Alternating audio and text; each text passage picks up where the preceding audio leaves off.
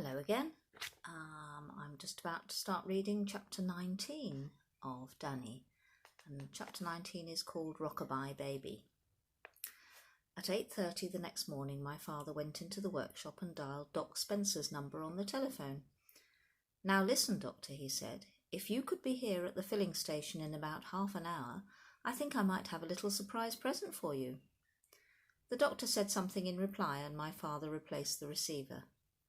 At 9 o'clock, Doc Spencer arrived in his car. My father went over to him, and the two of them held a whispered conversation beside the pumps. Suddenly the tiny doctor clapped his hands together and sprang up high in the air, hooting with laughter. "You don't mean it," he cried. "It's not possible." He then rushed over to me and grasped my hand in his. "I do congratulate you, my dear boy," he cried, plumping my hand up and down so fiercely it nearly came off. "What a triumph, what a miracle, what a victory! Now why on earth didn't I think of that method myself? You are a genius, sir. Hail to thee, dear Danny. You're the champion of the world."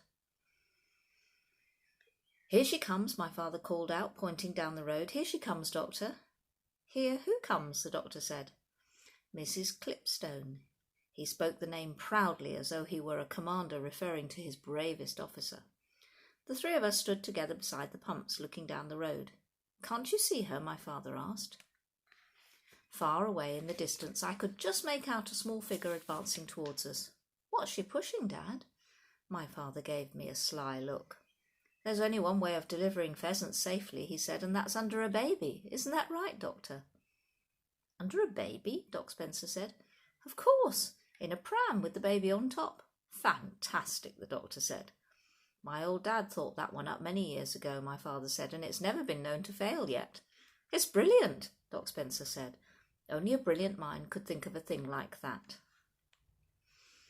"He was a brilliant man," my father said. "Can you see her now, Doctor? And that'll be young Christopher Clipstone sitting up in the pram. He's 1.5, a lovely child."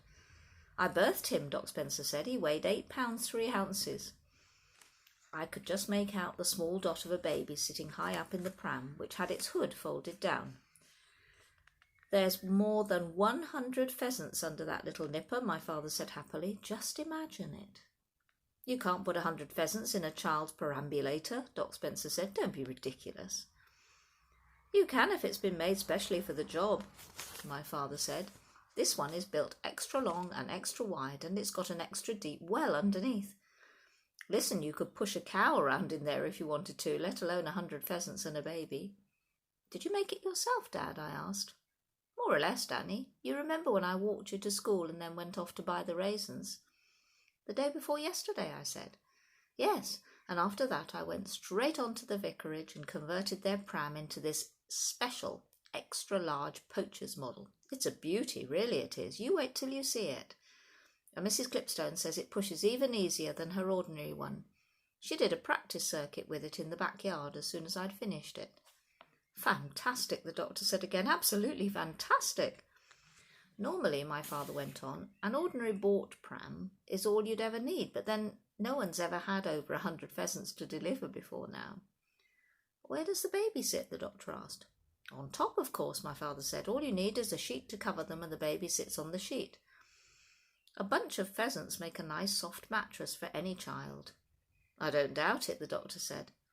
"He'll be having a very comfortable ride today, young Christopher," my father said. We stood beside the pumps waiting for Mrs. Clipstone to arrive. It was the 1st of October, and one of those warm, windless autumn mornings with a darkening sky and a smell of thunder in the air. What was so marvellous about my father, I thought, was the way he always surprised you. It was impossible to be with him for long without being surprised and astounded by one thing or another. He was like a conjurer bringing things out of a hat. Right now it was the pram and the baby. In a few minutes it would be something else again. I felt sure of that.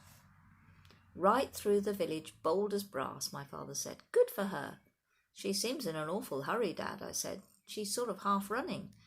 "Don't you think she's sort of half running, Dr. Spencer?" "I imagine she's just a bit anxious to unload her cargo," the doctor said. My father squinted down the road at the approaching figure. "She does appear to be going a bit quick, doesn't she?" he said carefully. "She's going very quick," I said. There was a pause. My father was beginning to stare hard at the lady in the distance. "Perhaps she doesn't want to be caught in the rain," he said. "I'll bet that's exactly what it is. She thinks it's going to rain and she doesn't want the baby to get wet." "She could put the hood up," I said. He didn't answer this. "She's running," Doc Spencer cried. "Look!" It was true.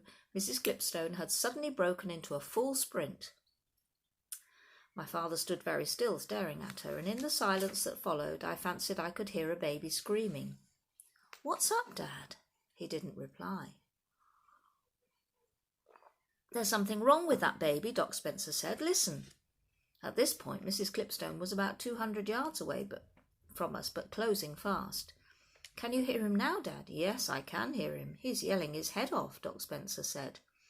The small, shrill voice in the distance was growing louder every second, frantic, piercing, non-stop.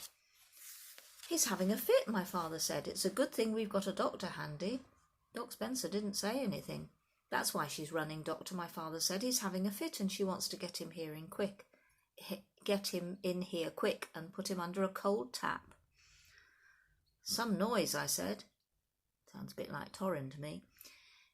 "If it isn't a fit," my father said, "you can bet your life it's something like it." "I doubt it's a fit," the doctor said. My father shifted his feet uneasily on the gravel of the driveway. "There's 1,001 different things keep happening every day to little babies like that," he said. "That's right, isn't it, Doctor?" "Of course," Doc Spencer said, "every day." "I knew a baby once who caught his fingers in the spokes of a pram wheel," my father said. "It cut them clean off." The doctor smiled. "Whatever it is," my father said, "I wish to heaven she'd stop running. It'll give the game away." And there she is, running along with the baby screaming in the pram. I'm going to have another sip of tea. A long lorry loaded with bricks came up behind the pram, and the driver slowed down and poked his head out of the window to stare. Mrs. Clipstone ignored him and flew on. She was so close now I could see her big red face with the mouth wide open, panting for breath. I noticed she was wearing white gloves on her hands, very prim and dainty, and there was a funny little white hat to match perched right on the top of her head, like a mushroom. Suddenly, out of the pram, straight up into the air, flew an enormous pheasant. My father let out a cry of horror. The fool in the lorry began roaring with laughter. The pheasant flapped around drunkenly for a few seconds, then lost height and landed on the grass by the side of the road. "Crikey," Doc Spencer said, "look at that." A grocer's van came up behind the lorry and began hooting to get by. Mrs. Clipstone kept on running. Then whoosh!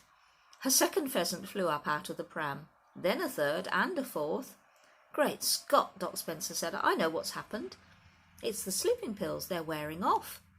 My father didn't say a word. Mrs. Clipstone covered the last 50 yards at a tremendous pace. She came swinging into the filling station with birds flying out of the pram in all directions. "What on earth is happening?" she shrieked. She pulled up sharp against the first pump and seized the screaming infant in her arms and dragged him clear. With the weight of the child suddenly lifted away, a great cloud of pheasants rose up out of the gigantic pram. There must have been well over 100 of them, and the whole sky above us was filled with huge brown birds clapping their wings. "A sleeping pill doesn't last forever," Doc Spencer said. And there they all are, flying out of the pram. It always wears off by the next morning. The pheasants were too dopey to fly far. In a few seconds down they came again and settled themselves like a swarm of locusts all over the filling station. The place was covered with them. They sat wing to wing along the roof of the workshop, and about a dozen were clinging to the sill of the office window. Some had flown down onto the rack that held the bottles of lubricating oil, and others were sliding about on the bonnet of Doc Spencer's car. One cockbird with a fine tail was perched superbly on top of a petrol pump, and quite a number, those that were too drunk to do anything else, simply squatted in the driveway at our feet, fluffing their feathers and blinking their small eyes. My father stayed remarkably calm, but not poor Mrs. Clipstone. "They nearly pecked him to pieces," she was crying, clasping the screaming baby to her bosom. "Take him into the caravan, Mrs. Clipstone," my father said. "All these birds are making him nervous. And Danny, push that pram into the workshop quick." Mrs. Clipstone disappeared into our caravan with the baby. I pushed the pram into the workshop. Across the road, a line of cars had already started forming behind the brick lorry and the grocery van. People were opening their doors and getting out and beginning to cross over to stare at the pheasants. "Watch out, Dad," I said. "Look who's here." Chapter 20. And I'll read that next time.